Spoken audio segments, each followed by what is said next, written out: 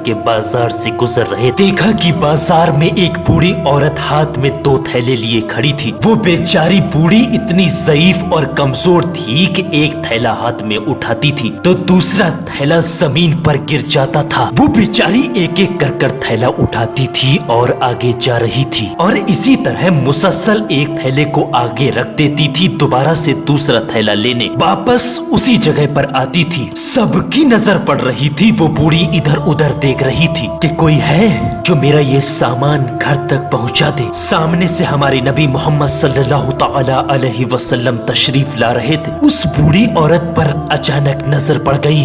पास आकर उस बूढ़ी औरत के फरमाया, या उम्मा मा तफालिमा, क्या मैं थैला उठाने में मदद कर सकता हूँ? अब उस बूढ़ी माँ ने जवाब दिया कि एक थैले को तू उठा ले और एक थैले को मैं उठा लेती हूँ। नबी ने कहा, माँ रहने दे।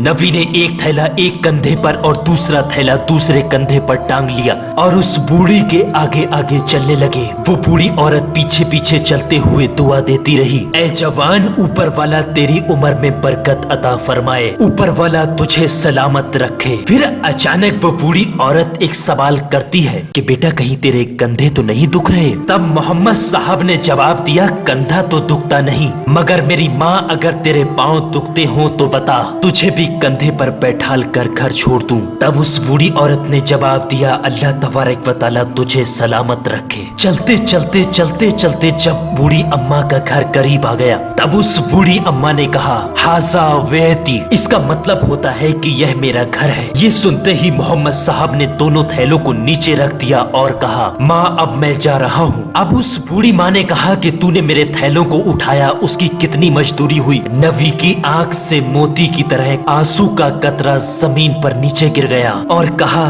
कि मैंने आपको माँ कहा है, क्या कोई बेटा अपनी माँ से मजदूरी ले सकता है भला? वो बूढ़ी माँ ये सुनकर रो पड़ी, कहने लगी, ला इब्नी ला इब्नी ला इब्नी, जिसका अर्थ है ना मेरे बेटे ना मेरे बेटे नहीं लेता मजदूरी, कोई बेटा अपनी माँ से मजदूरी नहीं लेता। बूढ़ी माँ हूँ, मक्के में एक जमाने से रहती हूँ। मोहम्मद साहब वहीं ठहर गए। कहा, हाँ माँ बता तेरी क्या वसीयत है? तब बूढ़ी माँ ने कहा, देख बेटा मक्के में बहुत वक्त से रहती हूँ, बाल भी सफेद हो गए हैं मेरे। मक्का के अंदर एक आदमी निकला है मोहम्मद नाम का, उसके जाल में कभी मत फंसना, वो मियाँ बीबी के बीच में भी तोड़ डाल देता है। और बेटा सुन, वो जादूगर है, लोग उसको नजूमी कहते हैं और लोग उसको मजनून भी कहते हैं बेटा, लोग उसको दीवाना कहते हैं, उसके पास कभी मत जाना।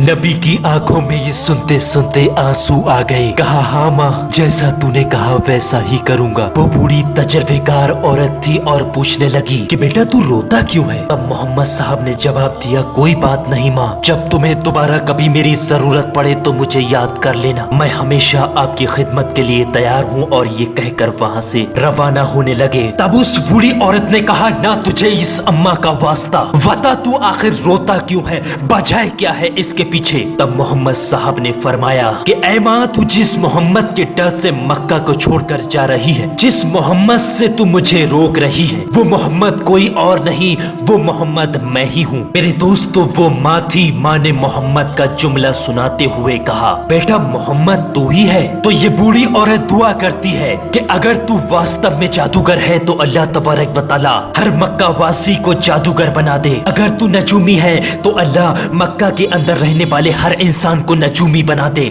अगर तू मजनून है तो अल्लाह हर मक्का में रहने वाले शख्स को मजनून बना दे। तब बूढ़ी औरत कहती है, बेटा तू जादूगर नहीं हो सकता, तू नजूमी नहीं हो सकता, तू मजनून भी नहीं हो सकता। मैं आज इस जमीन के ऊपर गवाही देती हूँ, अल्लाह ने तुझे इस जमाने का नबी बनाकर भेजा है।